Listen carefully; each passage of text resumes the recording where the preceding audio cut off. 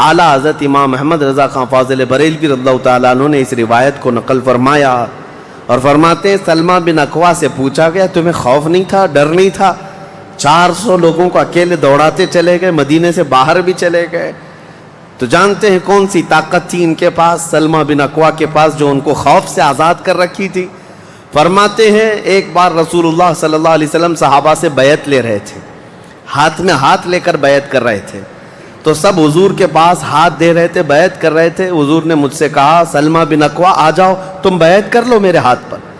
میں نے عرض کیا یا رسول اللہ پہلے ہی میں بیعت کر چکا ہوں۔ ایک بار وہ بیعت کر چکے تھے، حضور نے فرمایا دوبارہ کر لو، اس میں کیا حرج ہے؟ حضرت سلمہ بن اکوع کہتے ہیں میں نے دوبارہ حضور کے ہاتھ میں ہاتھ دیا، حضور نے بیعت کیا۔ تھوڑی دیر گزری تھی کہ صحابہ بیعت کر رہے تھے، حضور نے پھر پکارا سلمہ بن اکوع بیعت کیوں نہیں کر لیتے؟ کہا یا رسول اللہ میں نے 2 بار بیعت کی ہے۔ حضور نے فرمایا تیسری بار کر لو، کیا حرج ہے؟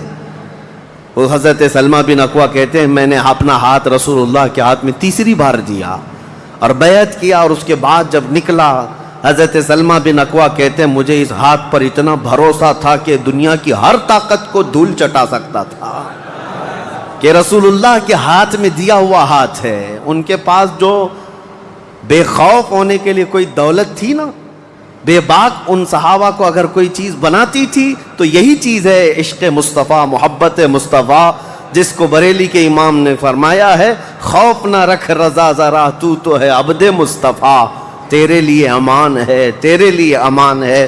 کسی شاعر نے کہا تھا کہ دیوان گانے عشق محمد کو دیکھ کر گھبرا گئی ہے گردش دوراں کبھی کبھی۔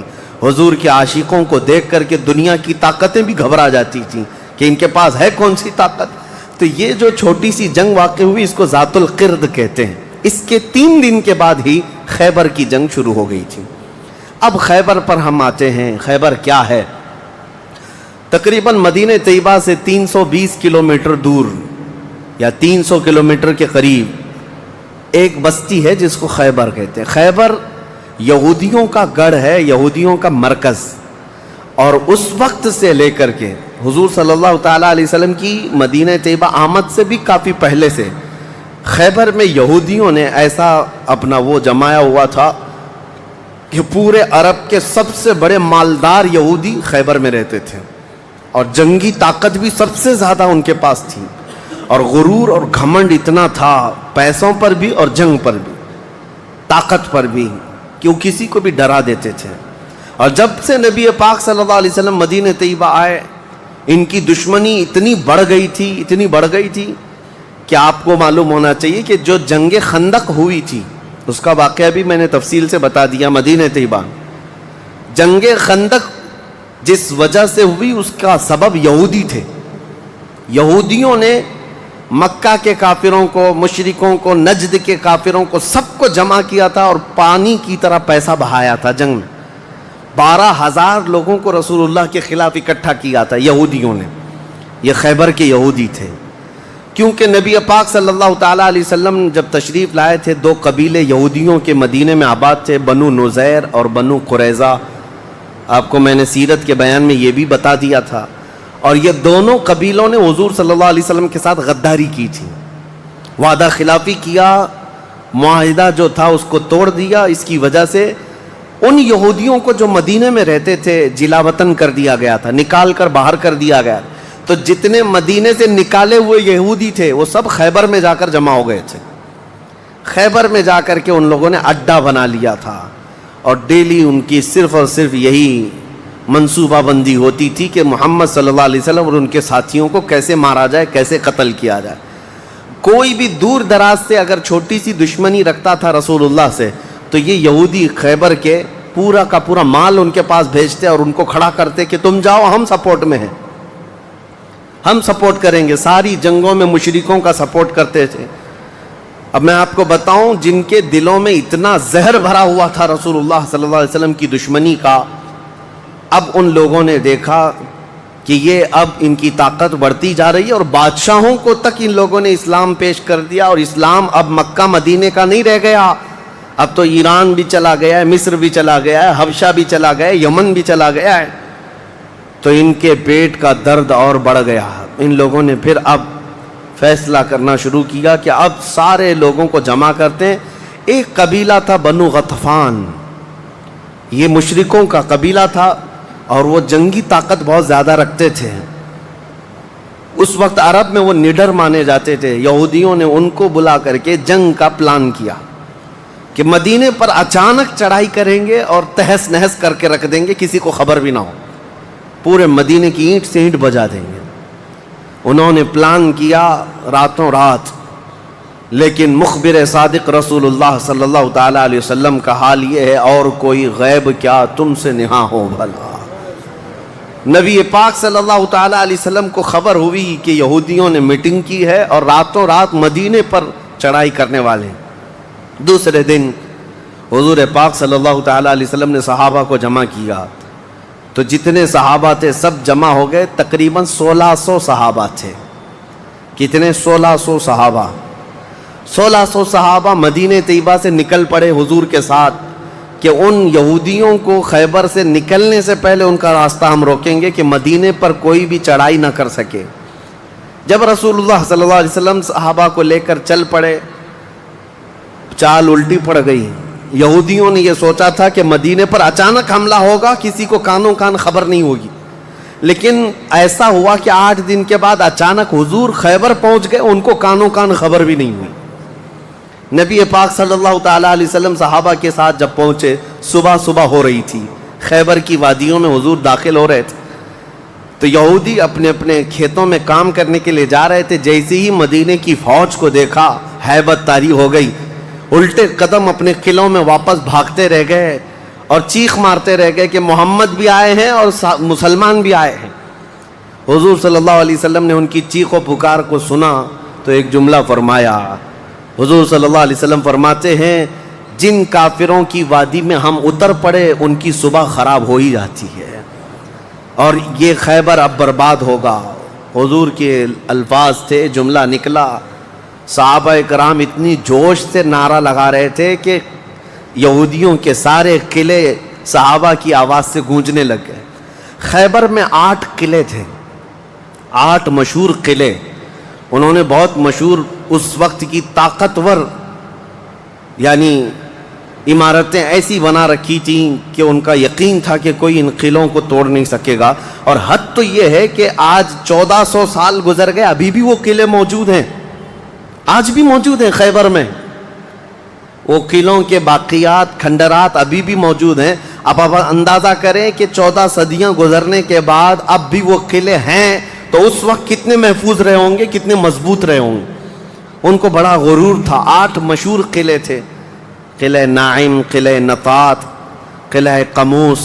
ان کے نام تھے الگ الگ، ہر قلعہ الگ الگ کاموں کے لیے استعمال ہوتا تھا.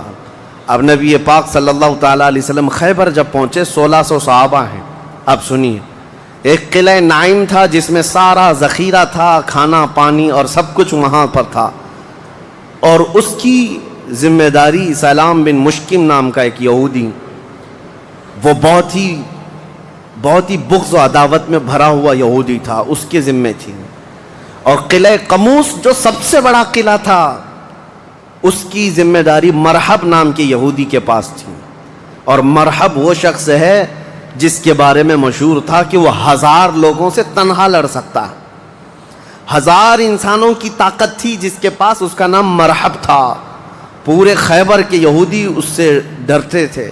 اور قلعہ قموس جو سب سے بڑا قلعہ تھا وہ اس کے انڈر میں ہوا کرتا، سب ان کی تقسیم تھی. اب جب نبی کریم صلی اللہ تعالیٰ علیہ وسلم شروعات فرمائی تو قلعہ ناعم جو قریب تھا آبادی سے، اس پر چڑھائی شروع کر دی. تو جو صحابہ وہاں گئے تھے قلعہ ناعم، تو صحابہ اکرام کو سخت مصیبت اٹھانی پڑی، کیونکہ اتنی سخت گرمی تھی کہ جس کی وجہ سے حلق میں کانٹے پڑ جاتے تھے پیاس کی شدت سے. کئی صحابہ اس میں شہید ہوئے. آخرکار قلعہ ناعم فتح ہو گیا. ایک قلعہ فتح ہوا، دوسرا فتح ہوا، تیسرا فتح ہوا. قلعے اس طرح سے فتح ہونے لگ گئے. یہودیوں کی تعداد میں آپ کو بتاؤں، یہ 1600 صحابہ تھے، اور یہودی اس وقت خود اور قبیلہ بنو غطفان جو مشرکوں کا قبیلہ تھا ان کو بھی جنگ کے لیے اپنے قلعے میں بلا لیا تھا. کل تعداد سب کی ملا کر 8,000 ہو چکی تھی. 8,000 لوگ 1,600 لوگوں سے ڈرے ہوئے سہمے ہوئے قلعوں میں بندے ہیں, کوئی باہر نکلنے کو تیار نہیں. اب اس کے بعد یہ خیبر کا معاملہ بڑھتا گیا. اس میں ہوا یہ کہ آخری جو قلعہ تھا قلعہ قموس, یہ سب کے بس کی بات نہیں تھی. بہت مضبوط قلعہ, اور جو آدمی اس کا سپہ سالار ہے, شہ سوار ہے, وہ مرحب ہے. پورا عرب جانتا تھا اس کی طاقت کو. پہلے دن نبی کریم صلی اللہ تعالیٰ علیہ وسلم نے صحابہ کی ایک جماعت حضرت ابو بکر صدیق رضی اللہ تعالیٰ عنہ کی سپہ سالاری میں بھیجی. حضرت ابو بکر صدیق آئے, بہت ہی جاں بازی اور بہادری کے ساتھ لڑائی کی, لیکن وہ اتنا سخت تھا کہ یہودیوں کی طرف سے بہت سخت طریقے سے ڈیفنس ہوتا تھا. صحابہ پیچھے ہٹ گئے, کچھ شہید ہوئے, کچھ زخمی ہوئے, واپس آئے. پھر دوسرے دن سیدنا عمر ابن خطاب رضی اللہ تعالیٰ عنہ کے حوالے حضور صلی اللہ علیہ وسلم نے فرمایا. حضرت عمر فاروق رضی اللہ تعالیٰ عنہ گئے, صحابہ کی ایک جماعت تھی, لیکن آج کا دن اور زیادہ سخت ہو گیا. سارے یہودیوں نے اپنی طاقت جھونک دی قلعہ قموس کو بچانے کے لیے. حضرت عمر فاروق رضی اللہ تعالیٰ عنہ صحابہ کی جماعت کو لے کر شام میں واپس آ گئے. اب یہ محاصرہ بڑھ گیا, 20 دن چلا کنٹینیو محاصرہ ان قلعوں کا, لیکن فتح ہونے کا نام نہیں تھا. جلال پیغمبری کو دیکھیں ہیں, صحابہ 20 دن سے تپتی ہوئی گرمی میں مدینے سے 300 کلومیٹر باہر ہیں. عرض کیا یا رسول اللہ صلی اللہ علیہ وسلم, ہماری منزل ابھی کہاں ہے, کب تک ہے؟ رات کا وقت تھا, نبی کریم صلی اللہ تعالیٰ علیہ وسلم جلال میں تھے. ارشاد فرمایا لَأُعْطِيَنَّ غَدًا رَایَةً رَجُلًا يُحِبُّهُ اللَّهُ وَرَسُولُهُ. حضور اکرم صلی اللہ تعالیٰ علیہ وسلم فرماتے ہیں, کل کے دن میں اپنا جھنڈا ایک ایسے آدمی کو دوں گا جس سے اللہ اور اس کے رسول محبت کرتے ہیں, اور اللہ اس کے رسول جس سے محبت کرتے ہیں وہ خود بھی اللہ اور اس کے رسول سے محبت کرتا ہے. اور پھر میرے آقا نے فرمایا خیبر کی فتح اسی کے ہاتھ میں رکھی ہوئی. صحابہ کہتے ہیں پوری رات بے چینی اور کروٹ لیتے ہوئے ہم نے گزاری. نبی پاک نے بشارت دی ہے تو اب تو ہونا ہی ہے. حضور نے فرما دیا ہے کہ میں کل اپنا جھنڈا اس آدمی کے ہاتھ میں دوں گا جس کو اللہ اور اس کے رسول محبت کرتے ہیں. صحابہ کہتے ہیں, حضرت عمر فاروق رضی اللہ تعالیٰ عنہ فرماتے میری آنکھ تک نہ لگی پوری رات, اور اس تمنا میں کہ صبح ہوگی تو حضور صلی اللہ علیہ وسلم وہ جھنڈا مجھے دے دیں. کہ اس میں 3 بشارتیں تھیں. ایک بشارت یہ تھی کہ وہ شخص جس کو میں جھنڈا دوں گا وہ اللہ اور رسول سے بہت محبت کرتا ہے. دوسری بشارت یہ تھی کہ اللہ خود اس سے محبت کرتا ہے. تیسری بشارت یہ تھی کہ اسی کے ہاتھ میں خیبر کی فتح رکھی ہے. حضرت عمر کہتے ہیں پوری رات پلک بھی جھپکا نہیں, اسی آس میں اسی امید میں پوری رات گزاری. پورے صحابہ کا یہی حال تھا. صبح جب ہوئی دوڑے دوڑے نبی کریم صلی اللہ تعالیٰ علیہ وسلم کی جلوں میں حاضر ہوئے. اللہ کے حبیب صلی اللہ علیہ وسلم کے ہاتھ میں پرچم تھا, جھنڈا تھا, اب جنگ کے لیے روانہ کرنا تھا. نبی کریم صلی اللہ علیہ وسلم کے سامنے صحابہ کی فوج ہے. سارے صحابہ گردنیں اونچی کر کر کے دیکھ رہے ہیں, لیکن نبی پاک صلی اللہ تعالیٰ علیہ وسلم نے اس بھرے مجمع میں اعلان فرمایا علی کہاں ہے, علی کہاں ہے. اس مجمع میں حضرت علی نہیں ہیں. صحابہ نے کہا یا رسول اللہ وہ بخار میں ہیں, بیمار ہیں اور آشوب چشم ہے, آنکھیں لال ہو چکی ہیں, آنکھوں سے پانی آ رہا ہے. نبی کریم صلی اللہ علیہ وسلم نے فرمایا لاؤ, اسی حالت میں بلا لاؤ. صحابہ گئے, حضرت علی کو بلا لائے. بخار کی حالت میں ہیں, آنکھوں میں آشوب ہے, سرخی آ چکی ہے. نبی کریم صلی اللہ علیہ وسلم نے قریب بلایا, اپنا لعاب پاک نکال کر ان کی آنکھوں میں لگایا. حضرت علی فرماتے ہیں مجھے ایسا لگا کبھی آنکھوں میں کوئی مرض آیا ہی نہیں تھا, بخار بھی نہیں تھا. نبی کریم صلی اللہ تعالیٰ علیہ وسلم نے اپنے ہاتھ میں موجود پرچم حیدر کرار کے ہاتھ میں دیا, کہا جاؤ علی تمہارے ہاتھ میں اللہ نے فتح رکھی ہے. میرے عزیزو ایک بات میں آپ کو بتا دوں کہ یہ کیا معاملہ ہے. جب رسول کریم صلی اللہ تعالیٰ علیہ وسلم کو یہ معلوم ہے کہ حضرت علی کے ہاتھ میں ہی یہ جنگ فتح ہونی ہے تو پہلے دن کسی اور کو کیوں بھیجا؟ دوسرے دن اور صحابی کو بھیجا. یہ 20 دن کا محاصرہ کس بات کا تھا؟ یہ سارے معاملات کس لیے تھے؟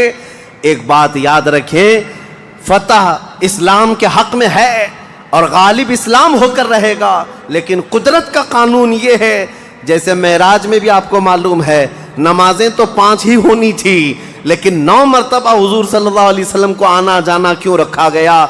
خدا کی قدرت کا قانون یہ ہے کہ پہلے اسباب کی طرف دیکھو، بعد میں اسباب کا خالق خود تمہارے لیے راستے پیدا فرمائے گا.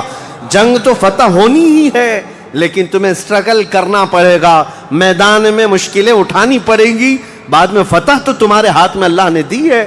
حضرت علی کرم اللہ وجہہ الکریم اپنے ہاتھ میں پرچم لے کر کے جب قلعہ قموس کی طرف بڑھتے ہیں، جانتے ہیں وہ تاریخ کا وہ عظیم دن ہے، محرم کی غالباً 9ویں تاریخ ہے. میں نے شروع میں ہی کہا کہ یہ ایک تاریخ کا ایسا حصہ ہے جس سے ساری باتیں آگے کی فتوحات جڑی ہوئی ہیں. کیوں؟ میں آپ کو بتاتا ہوں. حضرت علی جس انداز سے جا رہے تھے اس وقت لوگوں کے اندر ہیبت طاری تھی، صحابہ آپ کے ساتھ تھے. جیسے ہی قلعہ قموس کے پاس گئے، سیدھے حضرت علی کرم اللہ وجہہ الکریم نے للکار کر کے مرحب یہودی کو بلایا کہ باہر آ جا اپنے قلعے سے اور مجھ سے مقابلہ کر. وہ ہاتھی کی طرح سے ڈیل ڈول رکھتا تھا اور خرامہ سامنے آیا اور للکار کر کے کہنے لگا، قد علمت خیبر انی مرحب شاک السلاح مجرب. تمہیں معلوم ہے پورا خیبر مجھے جانتا ہے کہ میں مرحب ہوں. شعر پڑھ رہا تھا، پورا خیبر جانتا ہے کہ میں مرحب ہوں، سر سے لے کر پیر تک ہمیشہ ہتھیار میں رہتا ہوں، اور نہایت ہی تجربہ کار آدمی کہ جس کا وار کبھی خالی نہیں جاتا ہے. اس کے جواب میں مولا علی کرم اللہ وجہہ الکریم فرماتے ہیں، انا الذی سمتنی امی حیدرا کلیث غابات کریہ المنظرا. تجھے پتا ہے میری ماں نے ہی میرا نام حیدر رکھا ہے. حیدر کا مطلب ہوتا ہے شیر. میری ماں نے میرا نام حیدر رکھا ہے، کلیث غابات کریہ المنظرا، ہیبت ناک شیر جب بھوک کی وجہ سے کچھار میں دہاڑتا ہے اس کو حیدر کہا جاتا ہے. جب یہ رجزی اشعار کا تبادلہ ہو رہا تھا، وہ یہودی مرحب جو سر پر ٹوپی پہنتا تھا، ویسی ٹوپی لوہے کی کسی کے پاس تھی نہیں. جسم پر جو لوہے کا خود لباس ہوتا تھا ویسا لباس کسی کے پاس نہیں تھا. مقابلے میں وہ آیا اور اس نے حضرت علی کرم اللہ وجہہ الکریم پر بہت تیز وار کی، لیکن وار خالی گیا. حضرت علی کرم اللہ وجہہ الکریم پر کوئی وار نہیں آیا. پلٹ کر جب حیدر کرار نے وار ماری تو اس کی خود کو ٹوپی کو کاٹتا ہوا یہاں تک کہ اس کے جبڑوں تک حضرت علی کی تلوار آ گئی، اس کے دانتوں کو تک کاٹتی ہوئی آ گئی. اس کے بعد دوسرا وار بھی نہیں پڑا تھا کہ مرحب زمین پر ڈھیر ہو کر تڑپنے لگ گیا. اتنا ہی نہیں ہے کہ یہ منظر دیکھ کر کے جتنے یہودی تھے سب کے سب ٹوٹ پڑے. کس پر؟ حیدر کرار پر. اکیلے بطل جلیل ہیں، جس طرف سے آتے تھے صحابہ کہتے ہیں حضرت علی کی تلوار اس دن جو چمک رہی تھی ہمارے جسموں میں ہیبت طاری تھی، کبھی ادھر چمکتی ہے کبھی ادھر چمکتی ہے. آپ کو پتا ہے ایک لقب آپ کا کرار ہے. کرار کا مطلب کیا ہوتا ہے؟ پلٹ کر کے حملہ کرنے والا، اور ایسا حملہ کرنے والا کہ سامنے والے کو سنبھلنے کا موقع بھی نہیں دیتا. حضرت علی کی تلوار نے اتنے وار کیے کہ یہودیوں کی صفیں درہم برہم ہو گئی. بعض تو لوگوں نے یہ سوچا کہ جان بچانے میں عافیت ہے، جب ہمارا سردار ڈھیر ہو کر تڑپ رہا ہے ہمیں اس سے مقابلے کی کیا تاو ہے. بڑھتے گئے حضرت علی سیدھے قلعہ قموس جو تھا وہاں جا کر کے کھڑے ہو گئے. تو یہودیوں میں ایک اعلان ہوا کہ اگر یہ علی بن ابی طالب قلعے کے اندر گھس گیا تو خیبر قیامت تک ہمارے ہاتھ میں نہیں آ سکتا، اپنی طاقت لگا دو. سارے یہودی ٹوٹ پڑے، جتنی فوجیں تھی ٹوٹ پڑی. جانتے ہیں حضرت علی اپنا ڈیفنس کیسا کر رہے تھے، اپنے بچاؤ کے لیے کیا کر رہے تھے؟ قلعہ قموس کے دروازے کو جو پھاٹک تھا ایک ہاتھ سے اکھاڑ دیا اور بائیں ہاتھ سے صرف دروازہ پکڑتے تھے، سیدھے ہاتھ سے تلوار سے حملہ کیا کرتے تھے. ایک ہاتھ میں دروازہ لے کر کے ڈیفنس کر رہے ہیں، ڈھال بنائے ہوئے ہیں، جہاں سے تیر آئے یا تلوار آئے اس دروازے سے آپ نے اپنے آپ کا ڈیفنس کیا ہے. صحابہ کہتے ہیں ہم دیکھتے رہے وہ دروازے کو ایسے اپنے ہاتھ میں نچا رہے تھے جیسے کوئی چھوٹا کھلونا اپنے ہاتھ میں نچایا جاتا ہے۔ حضرت علی کرم اللہ وجہہ الکریم نے اس قلعے کا پھاٹک توڑ دیا جس کو 20 دنوں سے صحابہ جا کر کے آ رہے تھے، توڑ نہ سکے تھے۔ پھر اس کے بعد جب جنگ ٹھنڈی ہوئی، بعض لوگ یہ کہتے ہیں کہ قلعے کا پھاٹک اٹھا کر کے پھینک دیا، پھینکا نہیں، پوری جنگ بھر حضرت علی اس دروازے کو پکڑ کر کے جنگ کرتے رہے اور قلعے کے اس دروازے کو اپنی ڈھال بنائے رہے۔ جب یہودی سرد پڑ گئے، ٹھنڈے پڑ گئے، تو اس قلعے کے دروازے کو آپ نے اٹھا کر پھینک دیا۔ صحابہ کہتے ہیں ہم بعد میں، چونکہ وہ راستے میں پڑا تھا، اٹھانے کے لیے گئے تو 40 صحابہ مل کر کے اس دروازے کو اٹھا نہ پا رہے تھے۔ جو تنہا حیدر کرار اتنی دیر تک اپنے ہاتھ میں لے کر کے لڑتے رہے۔ کون ہے یہ حیدر کرار؟ یہ وہی حیدر کرار ہے جب رسول اللہ صلی اللہ علیہ وسلم نے مکہ مکرمہ میں سب سے پہلے اسلام کی دعوت دی تھی تو مکہ والوں نے انکار کیا تھا۔ 9 سال کا ایک بچہ کھڑا ہوا تھا، کہا یا رسول اللہ میں آپ کے دین کی حمایت کروں گا۔ پتلی پتلی ٹانگیں تھی، کمزوری تھی۔ رسول اللہ نے اس 9 سال کے بچے کو دیکھا اور سینے سے لگایا اور بارگاہ رب العزت میں عرض کیا کہ مولا اس کی ٹانگوں میں اور اس کی بازوؤں میں تو طاقت عطا فرما۔ وہ 9 سال کا بچہ جب 25 سال کا ہو گیا تو فاتح خیبر بن کر کے نکلا، حیدر کرار بن کر کے نکلا۔ اسی لیے سچ کہا ہے جس نے کہا ہے شاہ مرداں شیر یزداں قوت پروردگار، لا فتح الا علی لا سیف الا ذوالفقار۔ یہ ہے جس کا مطلب یہ ہوتا ہے فارسی میں شاہ مرداں شیر یزداں، نوجوانوں کا اگر کوئی بادشاہ ہے تو وہ حیدر کرار ہے۔ شیر یزداں اگر اللہ کا کوئی شیر ہے تو حیدر کرار ہے۔ قوت پروردگار، اللہ کی طاقت کا مظہر دیکھنا ہے تو وہ علی بن ابی طالب ہے۔ لا فتح الا علی، سچ کہا جس شاعر نے کہا لا فتح الا علی۔ پورے لوگوں میں اگر جوان کوئی کہانے کے لائق ہے تو وہ علی بن ابی طالب کا نام ہے۔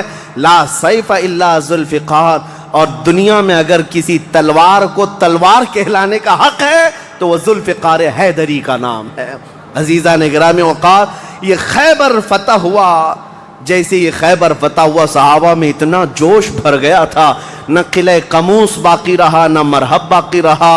اور خیبر کو جو مولا علی نے اس وقت توڑا تھا، 14 صدیاں گزر گئی، آج تک یہودیوں کا اس میں داخلہ نہ ہو سکا تھا۔ یہودیوں کو پتا تھا ایک بار علی اس میں داخل ہو گیا تو قیامت تک خیبر ہمارے ہاتھ میں نہ آ سکے گا۔ آپ کو پتا ہے 2018 کی بات میں بتاؤں، 2018 میں انگلینڈ میں لندن کی سڑکوں پر پوسٹر اور بینر ہورڈنگ کارڈ لیے ہوئے یہودی احتجاج کر رہے تھے، پروٹیسٹ کر رہے تھے کہ خیبر ہمارا تھا، ہم کو نکالا گیا تھا اور تمہاری ہماری لاسٹ جنگ خیبر تھی، اس کے بعد نہیں ہوئی۔ اس طرح کی باتیں، یعنی میں نے محسوس کیا کہ مسلمان تو بھول گئے خیبر کیا ہے۔ یہودیوں کو جن کو مار پڑی تھی آج بھی یاد ہے کہ مولا علی نے کیسے مارا تھا، آج بھی یاد ہے کہ حیدر کرار کی وار کیسی تھی۔ صدیاں گزر گئیں، وہ زخم ابھی تک بھرا نہیں ہے۔ اسی لیے میرے عزیزو، آپ کو دیکھنا چاہیے کہ گریٹر اسرائیل کا نقشہ جو انہوں نے بنایا ہے، اسرائیل جو آج فلسطین کے حصے میں زبردستی قبضہ کیا ہوا ایک چھوٹا سا ملک، ناجائز قبضہ، انہوں نے جو اپنے خوابوں کا ایک نقشہ بنایا ہے کہ اسرائیل کہاں تک ہوگا، انٹرنیٹ پر دیکھیں گے تو آپ محسوس کریں گے انہوں نے گریٹر اسرائیل کا نقشہ جو بنایا اس میں خیبر بھی شامل کیا ہے کہ خیبر تک، مدینے کی وادیوں تک ان کو اسرائیل بنانا ہے۔ جہاں سے ہم نکلے تھے وہاں واپس آئیں گے، لیکن انشاءاللہ العزیز ایسا کبھی نہیں ہوگا۔ مولا علی کرم اللہ وجہہ الکریم کی وار جو پڑی تھی وہ قیامت تک تازہ رہے گی انشاءاللہ۔ میرے عزیزو، خیبر فتح ہونے کے بعد اب عدل مصطفیٰ کو بھی دیکھو۔ نبی کریم صلی اللہ تعالیٰ علیہ وسلم، یہ وہ یہودی ہیں جو ساری جنگوں میں جڑ کا کام کرتے رہے، جڑ کا کام کرتے رہے، لوگوں کو بھڑکانے میں، حضور کے خلاف دشمنی پر ابھارنے میں، پیسہ بہانے میں، سب کام کرتے رہے۔ آج سب ٹوٹ کر بکھر گئے۔ نبی کریم صلی اللہ تعالیٰ علیہ وسلم کو اب کیا کرنا تھا؟ حضور صلی اللہ علیہ وسلم نے دوسرے دن جب صحابہ سے مشورہ لیا، صحابہ نے عرض کیا جیسے ان کو مدینے سے بھگایا گیا تھا خیبر سے بھی نکال دیں، یہاں سے بھی نکال کر ان کو جلا وطن کر دیں. لیکن وہ مصطفیٰ کریم صلی اللہ تعالیٰ علیہ وسلم جو عظیم اخلاق لے کر کے زمین پر تشریف لائے، خیبر کے یہودیوں سے پوچھا کہ تم کو جلا وطن کیا گیا تھا اور تم نے بار بار ایگریمنٹ توڑا، معاہدے توڑے، اب یہاں سے بھی تمہیں جلا وطن کرنے کا مشورہ آیا ہے صحابہ سے. یہودیوں نے رونا دھونا شروع کیا اور کہا آپ اللہ کے نبی محمد مصطفیٰ صلی اللہ علیہ وسلم عدل کے شہسوار ہیں، ہمیں موقع عطا کریں. ہم خیبر چھوڑ کر جانا نہیں چاہتے، ہماری زمینیں ہمیں دے دیں، لیکن سال بھر میں جتنی بھی اس کی آمد ہوگی اس کا آدھا ہم مدینے پہنچا دیں گے، کھجوریں ہوں، فصلیں ہوں. نبی کریم صلی اللہ تعالیٰ علیہ وسلم نے سب کو معاف کر دیا، خیبر ان کے حوالے کر دیا، اور پھر وہ آدھا حصہ مدینہ طیبہ ہر سال دینے کے لیے راضی ہو گئے، اور اس پر حضور صلی اللہ علیہ وسلم نے فیصلہ فرما لیا. اب اتنی بات نہیں، حضرت عبداللہ بن رواحہ رضی اللہ تعالیٰ عنہ ہر سال جب یہ خیبر آتے یا ایک دوسرے صحابی یہ آدھا حصہ لینے کے لیے آتے تھے تو پورے خیبر کے یہودی مال جمع کرتے، اس میں آدھا آدھا حضرت عبداللہ فرما دیتے، اور اس کے بعد یہ نہیں ہے کہ لے کر کے نکل جاتے، سارے یہودیوں کو جمع کرتے، کہا میں نے پورے مال کا آدھا آدھا کیا ہے، ان میں سے جو حصہ تمہیں پسند ہے وہ رکھ لو، باقی مدینے بھیج دو. یہودی کہتے ہیں ایسا عدل ہم نے کہیں دیکھا ہی نہیں کہ ہمیں پہلے کہہ دیا جائے، ورنہ کوئی بھی ہوتا حاکم تو اچھا مال اٹھا لیتا اور برا مال چھوڑ کے چلا جاتا. یہ رسول اللہ کے صحابہ تھے، کہتے جو تمہیں پسند ہے وہ رکھ لو، جو چھوٹ گیا وہ مدینے بھیج دو. اتنے ہونے کے باوجود بھی حضور صلی اللہ تعالیٰ علیہ وسلم کے ساتھ انہوں نے کیا کیا. حضور 3 دن کے بعد خیبر سے نکل رہے تھے، زینب نام کی ایک خاتون تھی جس کا شوہر قتل ہو گیا تھا، وہ حضور صلی اللہ تعالیٰ علیہ وسلم کے پاس بڑی محبت لے کر کے آئی، بہت محبت کے ساتھ، اور یوں کہا کہ میں آپ کی پیروکار ہوں، بڑی مشتاق تھی آپ کے دیکھنے کی، آپ میرے گھر تشریف لائیں. حضور صلی اللہ تعالیٰ علیہ وسلم کو اور کچھ صحابہ کو اس نے اپنے گھر پر دعوت کی، اور دعوت کیا کیا، کھانے میں اور گوشت میں نہایت ہی خطرناک زہر ملایا اور حضور صلی اللہ تعالیٰ علیہ وسلم کو زہر دیا. جو صحابہ موجود تھے حضور صلی اللہ علیہ وسلم کے ساتھ دعوت میں، جیسی حضور نے پہلا لقمہ اٹھایا، جو گوشت کی بوٹی تھی یا جو لقمہ تھا وہی بول پڑا رسول اللہ صلی اللہ علیہ وسلم کہ مجھ میں زہر ملا ہوا ہے. نبی کریم صلی اللہ تعالیٰ علیہ وسلم نے ابھی اپنی زبان پر لگایا ہی تھا، نکال کر پھینک دیا. لیکن دوسرے ایک صحابی حضور سے پہلے پیٹ بھر کر کھا چکے تھے اور وہ زہر کے اثر سے فوراً ہی شہید ہو گئے. یہ یہودیوں نے حضور کے معافی کے بعد، اعلان کے بعد پھر بھی یہ ہرزہ سرائیاں، یہ سارے کام کرتے رہے اور آج تک کرتے آئے ہیں. آج تک نبی کریم صلی اللہ تعالیٰ علیہ وسلم نے اس کے باوجود معلوم ہونے کے بعد یہودیوں کو بلایا کہ اس خاتون کا کیا کیا جائے. اس نے اقرار کر لیا، کہا کہ ہاں ہم نے زہر ملایا تھا. کہا کیوں؟